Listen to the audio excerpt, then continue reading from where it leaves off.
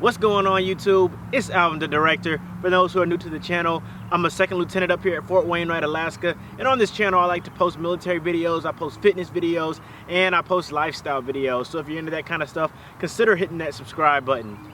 Alright, so I did a Q&A on my Instagram and on the YouTube community space. And if you don't follow the YouTube community, make sure you go check that out on YouTube. I post different polls and I post different questions and stuff like that, so I can kind of engage with you all on a more personal level. And I wanted to post a Q&A for just questions that you all had in general about officer candidate school and questions that you had about basic training. So I'm going to be looking at my phone for this video, and I hope that I answer all of your questions. I'm going to get to as many as I can for this Q&A video, but of course, don't stop asking questions. You can always leave questions in the comments below, and you can also shoot me a DM on Instagram at AlvinTheDirector. So let's go ahead and get into it. Alright, so for the first question, it says, what is the acceptance rate for active duty? I'm guessing this is for OCS. Alright, so I don't really know the acceptance rate. It might be posted somewhere online, but you know, my personality type, I don't even care about percentages and acceptance rates and things like that, because I know if it's been done before, it's something that if I want, I'm gonna get after it and I'm gonna get it done. So don't pay attention to the acceptance rates. I know that might not be the answer that you're looking for, but like OCS, I mean, just put your best foot forward. If you fail at the board, you can always go back again and just keep going back until you get it, especially if it's something that you really want. Alright, the second question is, I'm currently an enlisted soldier. I'm reporting to OCS, and I'd appreciate any advice. So, if you're already enlisted or prior enlisted, I'd say, you in a sense have a leg up because you know what the military is like, but at the same time, you were enlisted before and you're going in, as an officer candidate. So, you already know, like, being enlisted and being an officer are two completely different, realms in the military. And, the best, piece of advice that would be for you is just, focus hard on, your PT, of course, because, I always talk about PT and just getting after it, but also be willing to learn. For the most part, the enlisted soldiers that I went to OCS with, they were pretty squared away, but I've also encountered, prior enlisted soldiers who kind of felt like they were know-it-alls and that they didn't need to learn anymore because they already had that military experience. Don't have that mindset, because if you keep that narrow-minded mindset, you'll never grow as a lieutenant and as an officer. So I would say be willing to learn, and of course PT. Alright, did I train with international officers and from other countries, and how was the experience? So yes, at both BOLIC and at OCS I trained with international students. My class had about I think 6 to 8 international students for OCS. BOLIC had, I think, 3, maybe 4, but I loved working with the international students because, like, those soldiers in other countries, they bring their experiences over to the United States, and we kind of can learn from each other, and it's always good to meet people from different backgrounds that you can work with. And I mean, the experience was great. I mean, those guys I still have a great connection with. I'm friends with them on Facebook and on Instagram, so we still talk to this day. I would say one of them, he's a soldier in the Maldives, and he's always like, hey, Lieutenant K, I want you to come out to the Maldives and, check out my home. Like, he lives right off the beach, and, like, it's nice. So being able to establish those relationships with soldiers in other countries was a lot of fun, and I feel like it's truly beneficial for your development as a junior officer. All right, so how often, if at all, do they tell you your rank amongst others? I'm guessing this is for OCS also. So the OML, which is how you're ranked with your peers, I think ours was posted maybe 2 or 3 times throughout the entire cycle. I don't know how every company works. That's just how we did it. And you're able to see, where you rank compared to everyone else. But this kind of goes back to the percentages as well. I wouldn't say too much pay attention. Don't really pay attention to, like, where you're at on the OML too much, because, I don't know, you might feel discouraged, or you might just start slacking if you're, like, towards the top of the OML.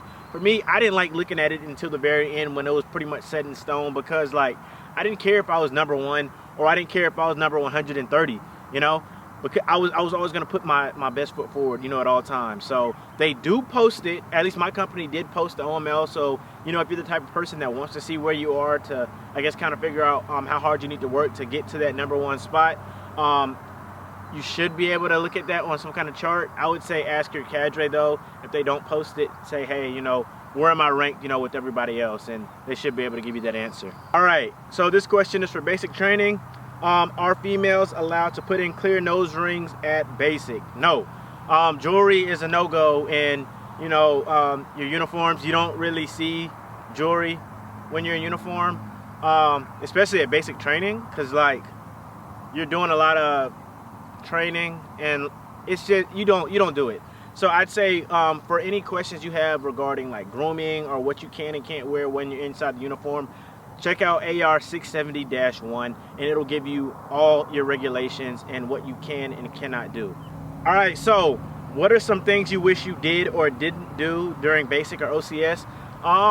That's a good question. I would say I'm all right, so I like to network. I like to get out and talk to people, but I feel like I should have networked a little bit more than I did.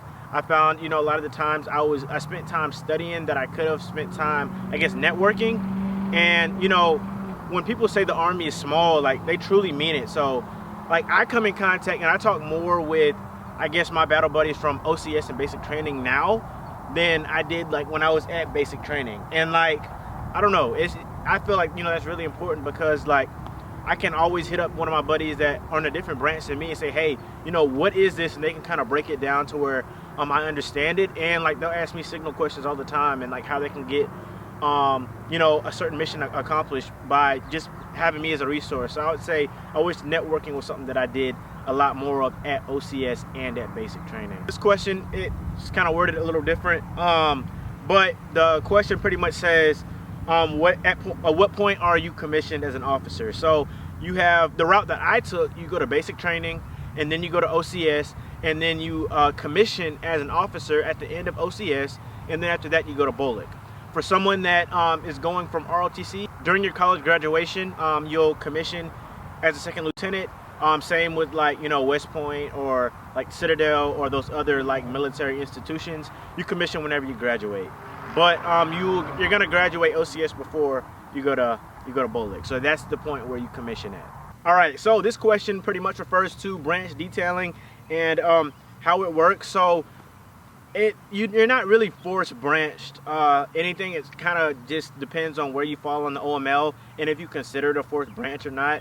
For most branch details that I've seen, it's something that you want to do. So say you want to be an MI officer once you hit captain, but you also want to have some experience with the infantry and you want to become an infantry officer, you can you know, request based on your position on the OML that you want to branch detail infantry, and you'll go to your infantry unit, and then you'll become an MI officer later on down the line. So with branch detailing, it kind of just depends on whether or not it's something that you want to do or not. So yes, you can opt for it. I wouldn't really say you're forced into it unless you kind of feel like you're forced into a branch that you don't really want. So I don't know. I don't really like to say force branched anything because I don't feel like you're ever really force branched anything, any like specific MOS. It's kind of, you know, based on where you fall in the OML. So if it's something that you want to do, you can definitely put down that you want to have a branch detail, and they'll show you your options, or they'll let you know what options are out there for that particular cycle, or you know, you could, I guess, be force branched, branch detail that you don't necessarily want. This question is, how many months would you say the process is? So basic training, if you're going the officer route like I did, basic training is, I think, a little bit over 2 months. OCS is 12 weeks.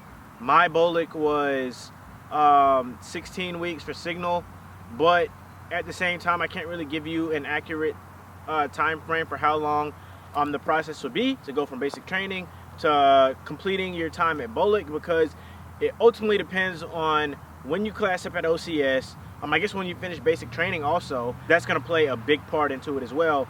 And also, it's going to depend on how long your BOLIC is. So some BOLICs are like a year long. So it really just depends on what MOS you choose. So it's kind of hard to answer the question of how long that particular process would take. And then the last question that I'm going to answer for the day is, how do they pick which duty station you go to for basic training? I really don't know. I believe the recruiters can kind of see what basic training locations are available, but you know, people like to say that some basic training locations are harder than others.